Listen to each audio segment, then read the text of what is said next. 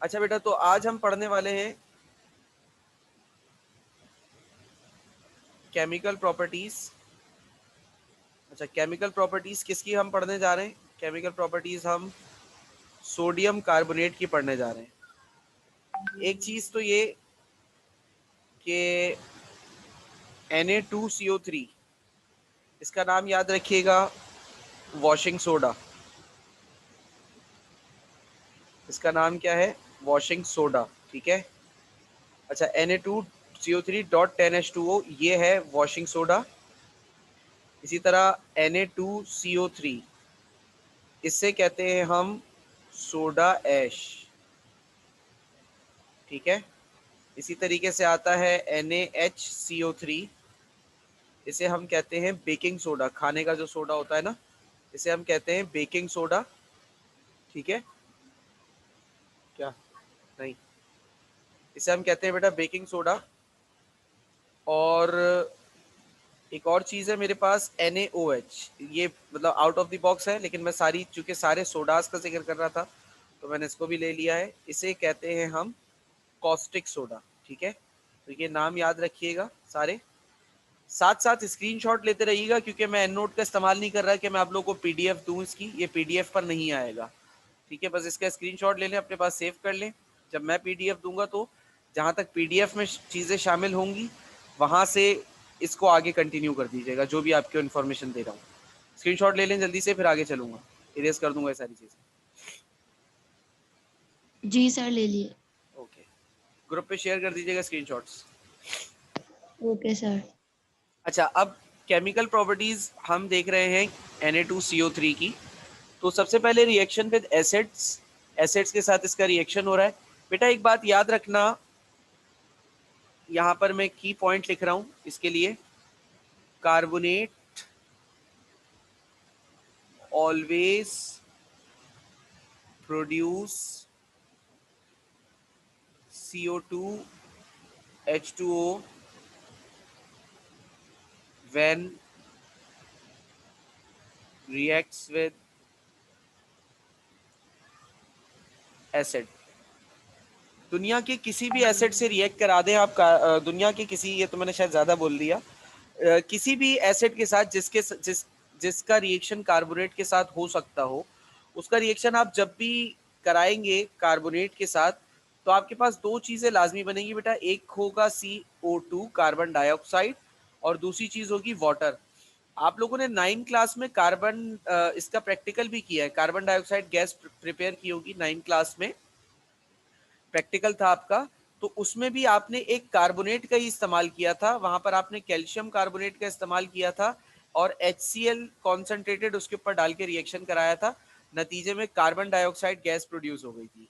तो यहाँ पर भी सेम वही रिएक्शन है, बस यहाँ पर कैल्शियम कार्बोनेट की जगह सोडियम कार्बोनेट हम यूज कर रहे हैं, यानी कि सोडियम कार्बोनेट यहाँ पर यूज हो रहा है। तो सोडियम कार्बोनेट जब भी HCl से रिएक्शन करता है बेटा, तो दो चीजें लाजमी बनेगी, कार्बन डाइऑक्साइड और वाटर, याद रखिएगा। इसी तरीके से सोडियम कार्बोनेट जब भी सल्फ्यूरिक एसिड से रिएक्ट करेगा, तो दो चीजें यानी कि कार्बन डाइऑक्साइड और वाटर, ये दो चीजें तो लाजमी बनेंगी। हाँ, अब रहने को एक चीज रह गई, वो क्या है बेटा? जो एक चीज और बनेगी वो क्या है? वो बनेगा सॉल्ट ऑफ मेटल। अब मेटल का सॉल्ट बनेगा, देखो CO2 में से अगर मैं CO3 में से एक ऑक्सीजन कम कर दूं, CO3 को मैं इस तरीके से तोड़ दूं कि CO2 अलग हो गया और ऑक्सीजन अलग हो गया। ठीक है। तो CO2 अलग और ऑक्सीजन अलग। तो ये ऑक्सीजन और ये हाइड्रोजन, ये इक्वेशन बैलेंस नहीं है, इसको बैलेंस कर रहा हूं, यहाँ 2 लगेगा। ये ऑक्सीजन और ये दोनों हाइड्रोजन मिलकर क्या बना देंगे? वाटर। CO2 आपके पास अलग आ गया। अब क्या रह गया आपके पास? इस वाले में से सिर्फ रह गया Na, और इस वाले में से रह गया आपके पास Cl। ये मिलकर क्या बना देंगे? NaCl। सेम देखो इसी तरीके से यहाँ पर भी हुआ। CO3 में से एक O2 इस हाइड्रोजन, इन दो हाइड्रोजन के साथ मिलकर वाटर बना देगा। बाकी दो CO2 रह गया, एक CO2 रह गया, वो CO2 यहाँ आ गया। अब इधर से आया आपके पास Na और इधर से आया आपके पास SO4। तो ये क्या बन गया? Na2SO4। रिएक्शन समझ में आया बेटा? Yes sir. अच्छा, रिएक्शन विद CO2। अच्छा, इसको हम एक और तरीके से लिख सकते हैं, इसी बात को, इसको हम ऐसे भी लिख सकते हैं, रिएक्शन विद इसे हम ऐसे भी लिख सकते हैं, रिएक्शन विद कार्बोनिक एसिड। मेरे ख्याल से कलर चेंज कर लेता हूँ, वो मिक्स हो रहा है थोड़ा ब्लैक के साथ जो मैं लिख रहा हूँ। रिएक्शन विद कार्बोनिक एसिड, इसको हम ये भी लिख सकते हैं। क्यों बेटा, याद रखना कि जब भी कार्बन डाइऑक्साइड गैस को हम वाटर में पास करते हैं तो कार्बन डाइऑक्साइड वाटर सोल्यूबल होती है और ये पानी में डिसॉल्व होकर H2CO3 फॉर्म करती है। H2CO3 is a weak acid. H2CO3 is a weak type of acid. तो Na2CO3 कार्बन डाइऑक्साइड और वाटर के साथ मिलकर NaHCO3 बना देता है। ठीक है, यहाँ पे क्या फॉर्म हो रहा है, NaHCO3। ये आपके पास क्या आ गया बेटा, baking soda. Keep that in mind, ये क्या बन गया आपके पास, बेकिंग सोडा बन गया। सही है, आगे चलूं। जी सर। अच्छा, अब ये जो देख रहे हो Na2CO3 और यहाँ पे लिखा है SiO2। अच्छा, ये SiO2 क्या है, इसका नाम तो है सिलिकॉन डाइऑक्साइड, लेकिन इस कंपाउंड को हम कॉमनली क्या कहते हैं, जो आम मट्टी हमें मिल रही होती है ना जमीन पे, इधर उधर जो आम मट्टी हमें मिल रही होती है, ये वो है बेटा। तो Na2CO3 जब भी SiO2 के साथ रिएक्ट करता है तो ये फॉर्म करता है Na2SiO3। ये फॉर्मूला गलत लिखा हुआ है नोट्स में, ये कुछ गलती है, इसको करेक्ट कर लीजिएगा अपने पास। ये है Na2SiO3 है, ये SiO3 है, ये Na2SiO3, Na2SiO3 है ये। ठीक है, अच्छा ये जो Na2SiO3 है ये क्या कहलाता है बेटा, ये कहलाता है सोडियम सिलिकेट। और ये बड़ा मशहूर कंपाउंड है, इसे हम कहते हैं वाटर ग्लास। जो कंपाउंड है Na2CiO3, इसे हम क्या कहते हैं, वाटर ग्लास कहते हैं बेटा। और ये भी बड़ा यूजफुल कंपाउंड है। जो नॉर्मल ग्लास होते हैं ना हमारे पास, जो आम शीशे जो हम इस्तेमाल करते हैं, आम शीशे कॉमनली जो सबसे जैसे कह सकते हैं ना सस्ता तरीन शीशा जो होता है, वो यही होता है, वो इसी इसी कंपाउंड से बना होता है, सोडियम सिलिकेट से। ठीक है, आगे चलूं।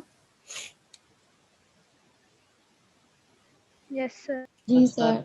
अच्छा, रिएक्शन विद सॉल्ट, अगर सोडियम कार्बोनेट का रिएक्शन मैं कैल्शियम क्लोराइड से करा रहा हूँ एक सॉल्ट के साथ, तो यहाँ पर एक डबल डिस्प्लेसमेंट रिएक्शन होगा। ये रिएक्शन हो रहा है यहाँ पर, इसे हम कहते हैं double displacement reaction. Double displacement reaction क्या होता है, ये मैंने शायद कल परसों भी इसका जिक्र किया था। एक ऐसा रिएक्शन बेटा जिसमें दो कंपाउंड्स अपने अपने पार्टनर्स को चेंज कर लेते हैं, उसे कहते हैं डबल डिस्प्लेसमेंट। देखो इधर Na पॉजिटिव है और क्लोरीन नेगेटिव है। इस कंपाउंड का Na और इस कंपाउंड का क्लोरीन मिलकर NaCl बना देंगे। इस कंपाउंड का पॉजिटिव और इस कंपाउंड का नेगेटिव, ये दोनों मिलकर CaCO3 बना देंगे। ठीक है, क्या होता है, ये कैल्शियम कार्बोनेट होता है।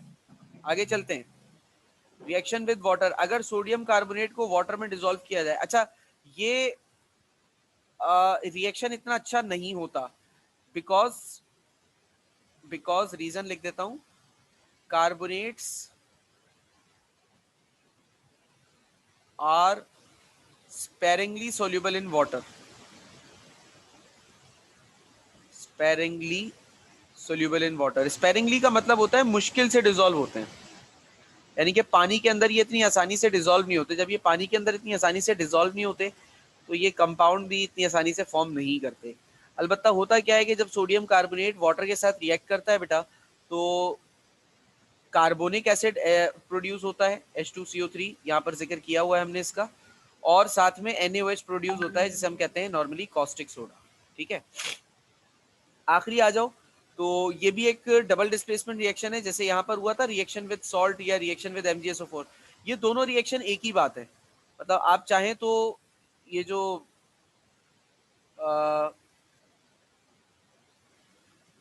आप चाहें तो Na2CO3, मतलब ये रिएक्शन विद सॉल्ट की हेडिंग डाल के अगर आप ये वाली इक्वेशन भी लिखना चाहें तो आप लिख सकते हैं, क्योंकि MgSO4 भी एक सॉल्ट ही होता है।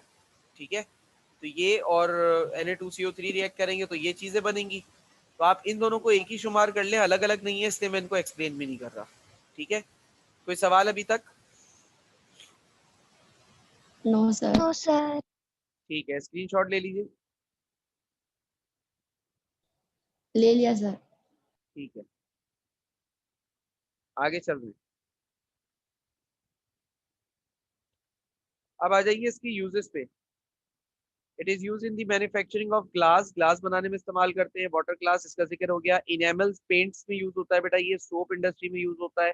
डिटर्जेंट्स में और पेपर्स बनाने में भी इसका इस्तेमाल करते हैं। अच्छा, वॉशिंग सोडा यानी कि सोडियम कार्बोनेट की बात हो रही है, किसकी?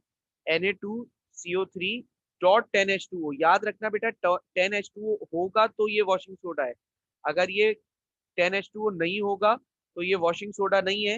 ये क्या हो जाएगा? ये हो जाएगा सोडा सोडा ऐश। एश। ठीक है, दोनों में फर्क होता है। अच्छा, टेक्सटाइल इंडस्ट्रीज के अंदर यूज होता है, पेट्रोलियम रिफाइनरी में यूज होता है, परमानेंट हार्डनेस ऑफ वाटर को रिमूव करने के लिए यूज होता है। अब ये परमानेंट हार्डनेस ऑफ वाटर का जो टॉपिक है, ये आप लोगों ने 9 केमिस्ट्री के अंदर पढ़ा हुआ होगा, चैप्टर 11 में। अब अगर वो याद है तो ठीक है। हमारे इंटर केमिस्ट्री में परमानेंट हार्डनेस ऑफ वाटर का कहीं जिक्र नहीं है, मैं इसलिए इस बात को समझाने नहीं जा रहा, बस सरसरी सा बता देता हूँ कि बेटा हार्ड वाटर एक ऐसा वाटर होता है, हार्ड वाटर एक ऐसा वाटर होता है जो कि can not produce lather with soap. ये सोप के साथ लादर प्रोड्यूस नहीं कर सकता। लादर किसे कहते हैं? लादर है, ये लेदर नहीं है, झाग। झाग को कहते हैं।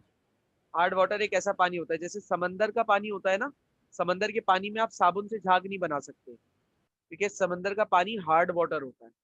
तो ऐसा पानी जो हार्ड हो, जो साबुन के साथ झाग नहीं बना सकता हो, उसकी इस हार्डनेस को खत्म करने के लिए हम सोडियम कार्बोनेट का इस्तेमाल कर सकते हैं, क्योंकि ये हार्डनेस खत्म करने में सोडियम कार्बोनेट माहिर होता है।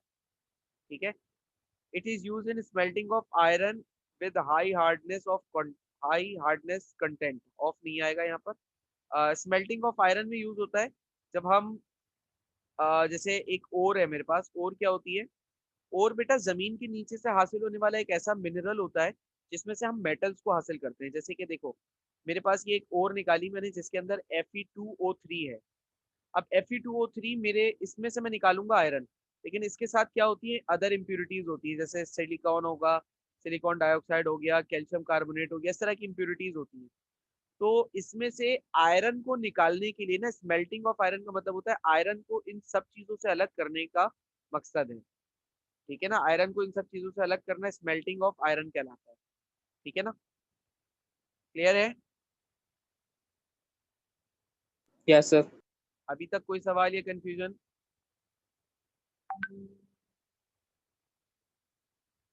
ओ सर। ठीक है, स्क्रीनशॉट ले लीजिए, फिर आगे चलेंगे। ले लिया sir.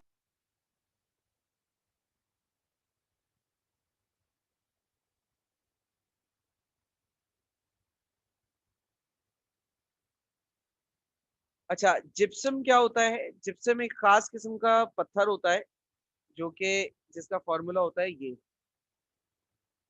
Calcium sulphate dot 2H2O।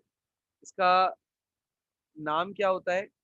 इसको हम कहते हैं कैल्शियम सल्फेट, पूरा नाम इसका डाई हाइड्रेटेड कैल्शियम सल्फेट डाईहाइड्रेटेड, इसका पूरा नाम होता है इस कंपाउंड का। ठीक है। अब इसको बनाया कैसे जाता है और इसकी प्रिपरेशन प्रॉपर्टीज क्या है, ये हम यहाँ पर देखेंगे। बेसिकली जो चैप्टर है ना, चैप्टर का थीम क्या है? S block elements. तो अब एस ब्लॉक से रिलेटेड, एस ब्लॉक के अंदर जो एलिमेंट्स हैं, उन एलिमेंट्स के कुछ कंपाउंड्स का भी यहाँ पर जिक्र होगा, कुछ कंपाउंड्स का भी यहाँ तस्करा होगा। ठीक है। अब जैसे कि एलिमेंट्स में यहाँ पर एस ब्लॉक के एलिमेंट्स तो हमारे पास बहुत सारे हैं, लेकिन हमने ज्यादातर जो इस चैप्टर में पढ़े हैं वो सोडियम के कंपाउंड्स पढ़े। जैसे सोडियम हाइड्रोक्साइड पढ़ा, सोडियम कार्बोनेट पढ़ा, सोडियम बाइकार्बोनेट पढ़ा, इस तरीके से सोडियम के कंपाउंड्स हमने पढ़े ज्यादातर इस चैप्टर में। अब अब ये जो है जिप्सम, ये पहला कंपाउंड है किसका? It is a compound of calcium. ये कंपाउंड है किसका? कैल्शियम का। और कैल्शियम भी एस ब्लॉक का ही एक मेंबर होता है, ग्रुप 2A का एलिमेंट है ये, याद रखना। ठीक है ना। तो ये कैसे बनाया जाता है? लाइमस्टोन से बना सकते हैं। ये जो CaCO3 देख रहे हो, ये CaCO3 बेसिकली लाइमस्टोन कहलाता है। अगर इसका रिएक्शन मैं सल्फ्यूरिक एसिड के साथ करा दूं तो जैसा कि अभी हमने थोड़ी देर पहले भी मैंने आपको बताया था कि जब भी किसी भी कार्बोनेट के साथ किसी भी एसिड का रिएक्शन होगा तो दो चीजें लाजमी बनेंगी, कार्बन डाइऑक्साइड और वाटर। और क्या बनेगा, उस कार्बोनेट में जो मेटल है उसका सॉल्ट। अब इधर मेटल कौन है भाई, इधर मेटल है, देखो ये कैल्शियम। कार्बोनेट में से देखो एक ऑक्सीजन निकला, कार्बन डाइऑक्साइड रह गया, ये आ गया कार्बन डाइऑक्साइड। अब इधर से दो हाइड्रोजन और इधर से आने वाला एक ऑक्सीजन मिलके बना देंगे वाटर। अब इधर आ गया कैल्शियम और इधर आ गया सल्फेट, दोनों ने मिलके क्या बना दिया, कैल्शियम सल्फेट। अच्छा आप बोलो सर ये तो कैल्शियम सल्फेट बना है और फॉर्मूला में तो 2H2O भी है, तो कैल्शियम सल्फेट डाइहाइड्रेटेड और सर कैल्शियम सल्फेट में कोई फर्क नहीं होगा क्या? तो बेटा मेरा जवाब इसमें होगा, बेटा फर्क तो होगा, बिल्कुल होगा। ठीक है। अब असल जो चीज है ना, हमारे पास असल मकसद है कि हम किसी तरह से कैल्शियम सल्फेट बना लें, क्योंकि अगर हम कैल्शियम सल्फेट बनाने में कामयाब हो जाते हैं ना, तो उसके साथ वाटर मॉलिक्यूल अटैच करना कोई मुश्किल काम नहीं है। देखो करते क्या है, वाटर मॉलिक्यूल अटैच करने के लिए हमने एक बीकर लिया, ठीक है, उस बीकर में हम पानी भरेंगे। पानी भरने के बाद उस बीकर में हम डाल देंगे कैल्शियम सल्फेट, जिसके साथ अभी वाटर मॉलिक्यूल अटैच नहीं है, और इसमें भरपूर अंदाज में कैल्शियम सल्फेट डिसॉल्व कर देंगे और क्या बना लेंगे, एक सैचुरेटेड सॉल्यूशन बना लेंगे। उसके बाद क्या करेंगे, उसके बाद इस बीकर को आहिस्ता आहिस्ता हीट करेंगे। याद रखना यहां पर हम कर रहे हैं एवापोरेशन, पानी की एवापोरेशन करेंगे, यानी कि ऐसे हीट करना कि पानी बॉयल ना हो। ठीक है, ऐसे हीट करना कि पानी बॉयल ना हो, आहिस्ता आहिस्ता सारा पानी एवापोरेट हो जाए, हीट होने से ये वेपर्स बनकर उड़ जाए। लेकिन पानी को बॉयल मत होने देना, मैं बार बार कह रहा हूं, पानी बॉयल नहीं होना चाहिए। बॉयल होगा तो कैल्शियम सल्फेट उसके साथ उड़ जाएगा। मुझे बॉयल नहीं करना, एवापोरेट करना है। जब सारा पानी एवापोरेट हो जाएगा बेटा, तो पानी के सारे पानी के एवापोरेट होने के बाद यहाँ पीछे आपके पास क्या रह जाएगा, जब सारा पानी एवापोरेट हो गया तो यहाँ पे आपके पास कैल्शियम सल्फेट। क्रिस्टल्स आ जाएंगे, इस तरीके से बड़े बड़े से क्रिस्टल्स फॉर्म हो जाएंगे। अब ये जो क्रिस्टल्स होंगे ये कैल्शियम सल्फेट डाइहाइड्रेट के होंगे, यानी कि जितना पानी निकलना होगा वो सारा पानी निकल जाएगा और कुछ पानी के मॉलिक्यूल इस कैल्शियम सल्फेट में जज्ब हो जाएंगे, तो ये बन जाएगा कैल्शियम सल्फेट डाइहाइड्रेटेड। यानी कि असल मेहनत कैल्शियम सल्फेट बनाना है, इसको डाइहाइड्रेट बनाना कोई मेहनत की बात नहीं है। Am I clear? Yes sir. ठीक है, यस सर। अब जरा स्क्रीनशॉट ले लीजिए।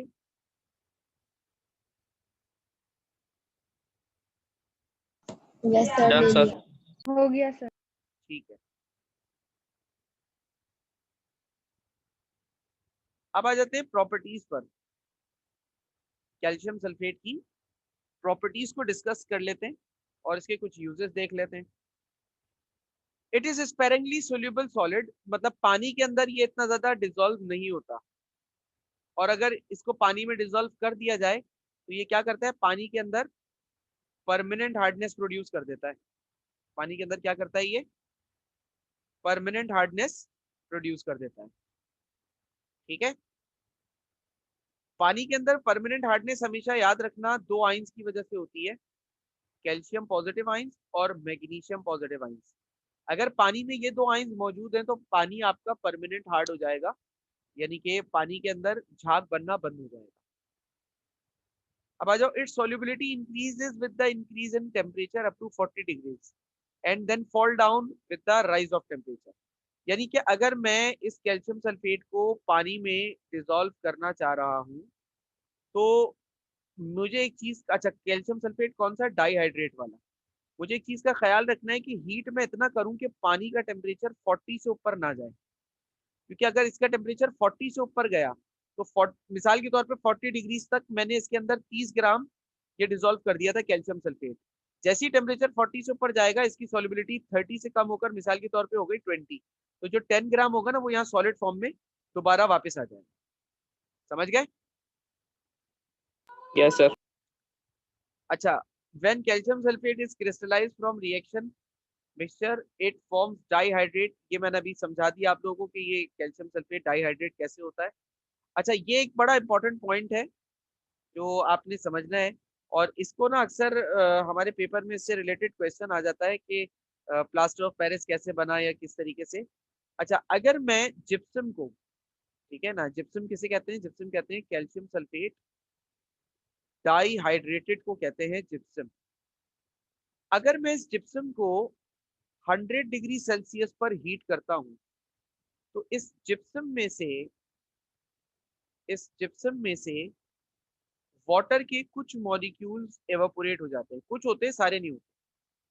यानी कि ये टू डाईहाइड्रेटेड था, 2 मॉलिक्यूल्स थे वाटर के, डाई में से ये हाफ हाइड्रेटेड रह जाता है।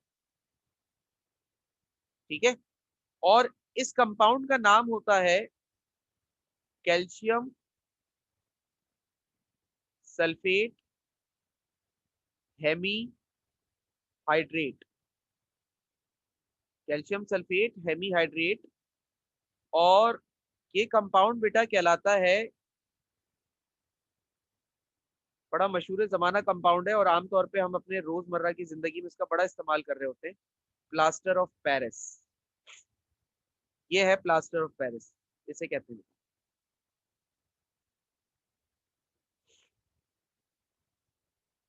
ठीक है, ये कह लो या ये, Yes, sir. दोनों की प्लास्टर ऑफ पेरिस की फॉर्मूला है और दोनों में कोई फर्क नहीं है। सिर्फ ये हाफ को खत्म करने के लिए, 1 बनाने के लिए 2 लगा दिया। यानी कि बेसिकली एक वाटर मॉलिक्यूल से, समझ लो इस तरीके से कि ये एक वाटर मॉलिक्यूल से, एक वाटर मॉलिक्यूल से एक वाटर मॉलिक्यूल से हमारे पास बेटा 2 कैल्शियम सल्फेट जुड़े हुए होते हैं बेसिकली। ठीक है, एक वाटर मॉलिक्यूल से दो दो कैल्शियम सल्फेट जुड़े हुए होंगे। ठीक है, ये बात समझ में आ गई? इसको इस तरीके से आप समझ सकते हैं। समझ गए बेटा? Yes, sir. बड़ा Yes. बड़ा इंपॉर्टेंट रिएक्शन है प्लास्टर ऑफ पेरिस वाला, इसे याद रखिएगा। अच्छा, अभी इसका स्क्रीनशॉट ले लें, फिर यूजेस पढ़ेंगे और उसके बाद क्लास ऑफ करेंगे।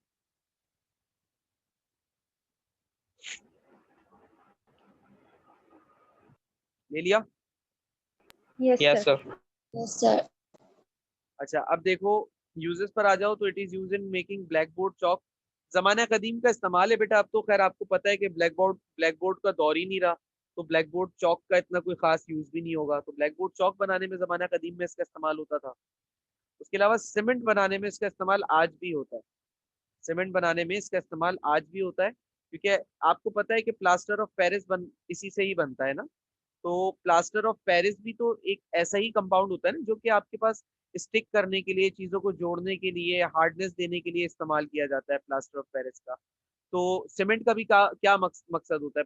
सीमेंट का मकसद भी यही होता है कि चीजों को जोड़ देना, हार्डनेस दे देना, सख्त कर देना चीजों को, उनकी कंप्रेसिव स्ट्रेंथ बढ़ा देना।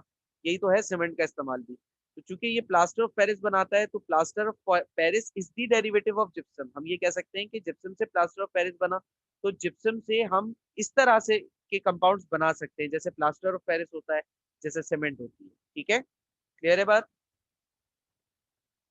Yes, sir. Yes, sir. It can be use as dehydrating agent. कोई बता सकता है इस लफ्ज का मतलब क्या होता है डिहाइड्रेटिंग एजेंट का?